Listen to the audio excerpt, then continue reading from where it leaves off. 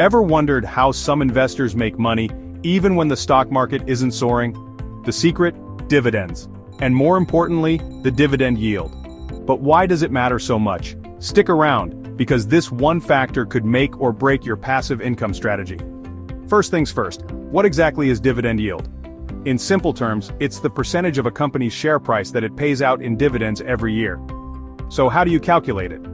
Dividend yield =, annual dividend per share, stock price, x 100. For example, if a company's stock is priced at $100 and pays a $5 annual dividend, the yield is 5%. A higher dividend yield means more cash flow for investors, but is higher always better?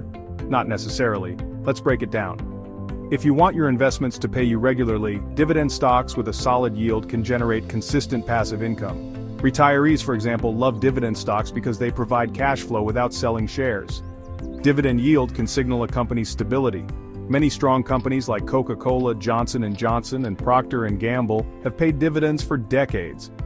But beware, a yield that's too high, like 10% or more, could be a red flag. It might mean the stock price has dropped significantly, or the company is paying unsustainable dividends.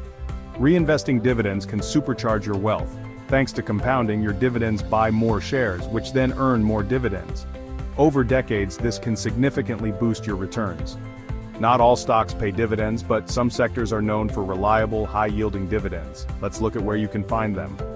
Utilities, steady cash flow, high yields. Examples: Duke Energy, Southern Company, NextEra Energy. People always need electricity, gas, and water, making these companies recession-resistant and dividend-friendly. Real estate investment trusts, REITs, legally required to pay dividends. Examples: Realty Income, Simon Property Group, Prologis. REITs must distribute 90% of their income to shareholders, leading to high yields. Consumer staples, dividend kings and aristocrats. Examples: Procter & Gamble, Coca-Cola, PepsiCo. People keep buying essentials, toothpaste, soda, household items, no matter the economy, making dividends stable. Financials, banks, and insurance companies. Examples: JP Morgan Chase, Wells Fargo, Prudential Financial. These companies generate consistent profits and share them with investors through dividends. Energy and oil high but cyclical dividends.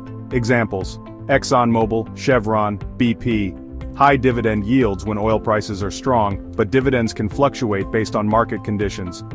Telecommunications, reliable dividends, lower growth. Examples: AT&T, Verizon, T-Mobile. These companies have steady subscription revenue, making dividends more predictable. Healthcare and pharma strong but selective payouts. Examples: Johnson & Johnson, Pfizer, AbbVie.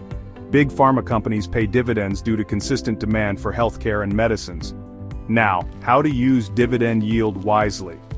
Look for sustainable payouts. A solid dividend stock typically has a payout ratio below 60%.